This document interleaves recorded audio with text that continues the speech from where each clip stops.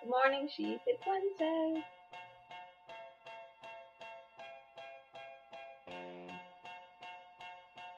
So Jackie asked in her video, "What are you afraid of?"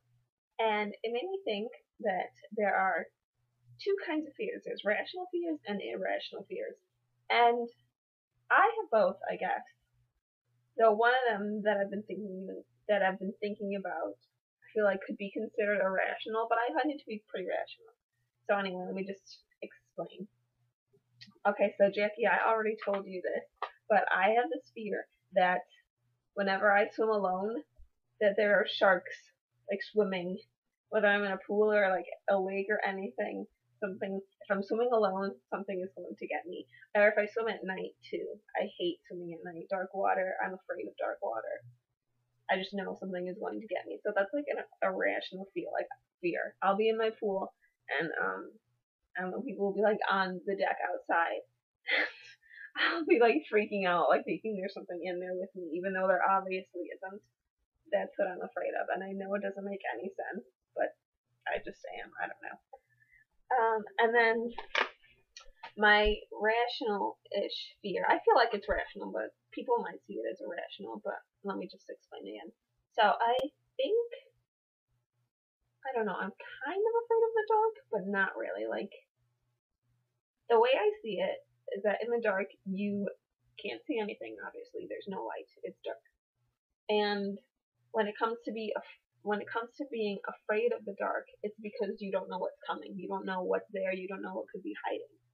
And like I'm not afraid of like spiders or snakes or like things that people are often afraid of. I'm not afraid of cicadas, Jackie. Ha ha ha. No, I'm kidding.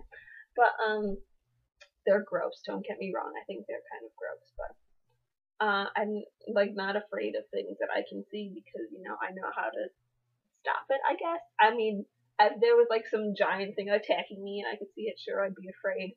But I'm afraid of the dark. I don't know. I'm not really afraid of the dark, but I think I get nervous in the dark. I would say that I get nervous in the dark. But I would say that I'm nervous.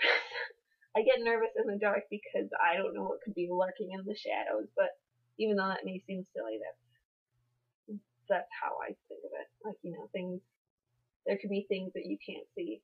And then this whole thing reminded me of even when it's not dark, there are things you can't see. And I suppose you could be afraid of that too. That doesn't make much sense.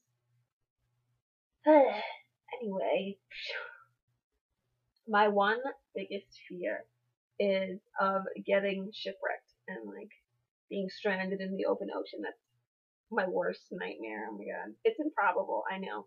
But no matter, I don't know, I don't think there's anything I'm more afraid of than being in that situation there. Just because, I mean, I wouldn't know how to save myself, or if I was with other people, I wouldn't know what to do, so I would just be like helpless and completely terrified. I feel like that's one of the scariest things that could ever happen to you.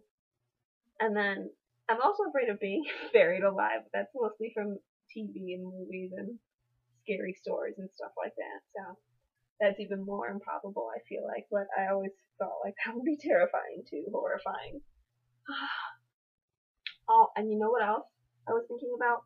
I was looking up like interesting random questions just because I was bored. I don't even know.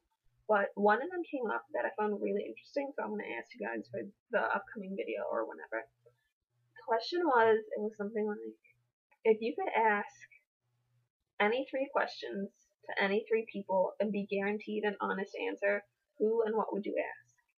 And I thought that was really interesting. I had to think about it. And I still don't know. I'm still thinking about it.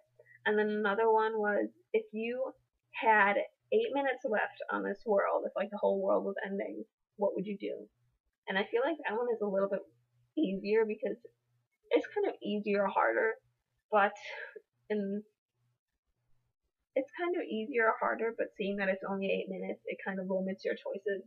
So I was just thinking if I had 8 minutes left, I would like try and talk to as many friends as I could, and just like be with my friends and family, I guess, because it's not like you have time to go do something. I feel like with 8 minutes, you wouldn't have time to do something that you've been really wanting to do your whole life. And if anything, I feel like it'd just be best to spend 8 minutes with your family and friends. So that's what I would do. I'd like talk to everyone and be like, I'll miss you. I love you guys. kind of sad, but it's just a question. I was just wondering. Someone asked me that one. So yeah, I'd like to hear your answers. Oh, and happy birthday to Maggie 18. Oh my god. Now we're all old. We're all turning old. I don't like it. But yeah, happy birthday.